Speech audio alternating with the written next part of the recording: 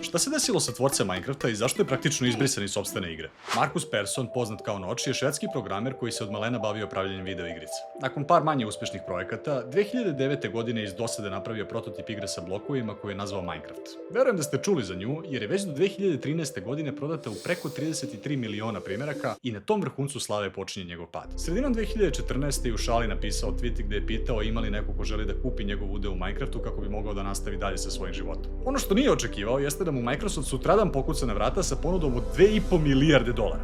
Dugo se šalim se, prodaja je završena u roku od par meseci, a Noč je nakon svih poreza i taksi imao preko milijardu dolara čisto na svom bankovnom računu. Taj novac je trošio na vilu od 70 miliona dolara u Beverly Hillsu, na žurke sa poznatim ličnostima, još žurki. To je otprilike to. Da, ispostavlja se da kada imaš praktično beskonačnu količinu novca, život prilično brzo postane dosadan. Usledili su tweetovi gde je pričao kako je izolovan i usamljen, a dosadu je lečio, logično tako što me je zapratio i gledao moje ostale klipove. Ne, to bi bilo previše logično. Lečio je svađanjem sa ljudima na internetu oko političke korektnosti. Iznao je neke prilično kontraverzne stavove, a potom je počeo i da proziva Microsoft i šta su uradili sa njegovom igrom.